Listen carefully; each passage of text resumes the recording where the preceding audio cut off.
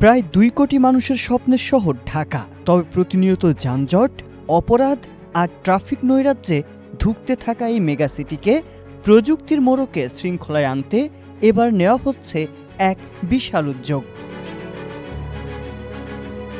প্রায় ১,৫০০ কোটি টাকা ব্যয়ে রাজধানীকে সেফ সিটি হিসেবে গড়ে তুলতে মাঠে নামছে সরকার।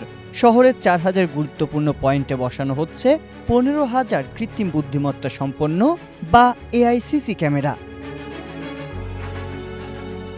উন্নত বিশ্বের আদলে তৈরি এই সিস্টেমে থাকবে ফেসিয়াল রিকগনিশন প্রযুক্তি।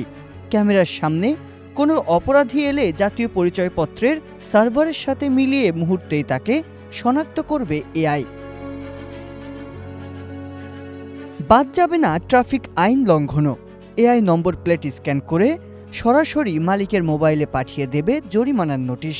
পাশাপাশি অনাকাঙ্ক্ষিত জটলা বা সন্দেহজনক বস্তুর উপস্থিতিতে স্বয়ংক্রিয়ভাবে সংকেত পৌঁছে যাবে সেন্ট্রাল ডেটা সেন্টারে। তবে সবচেয়ে চমকপ্রদ তথ্য হলো, এই নজরদারি থেকে বাদ যাবেন না স্বয়ং আইন শৃঙ্খলা রক্ষাকারী বাহিনীর সদস্যরাও। সরকারি অস্ত্রের অপব্যবহার ও অনিয়ম রুখতে পুলিশের পোশাক, অস্ত্র ও হ্যান্ডকাফে যুক্ত হচ্ছে জিপিএস ও আইওটি ডিভাইস। যুক্তরাষ্ট্র, চীন ও টেক জায়ান্ট সিসকো, ওরাকলের মতো প্রতিষ্ঠানগুলো এতে বিনিয়োগে আগ্রহী। তবে বিদেশি কোম্পানির টোল সিস্টেমে ডেটা নিয়ন্ত্রণের প্রস্তাবে দেখা দিয়েছে জাতীয় নিরাপত্তার ঝুঁকি। তাই ডেটার একক নিয়ন্ত্রণ পুলিশ ও বাংলাদেশ কম্পিউটার কাউন্সিলের হাতে রাখার পক্ষেই মত বিশেষজ্ঞদের।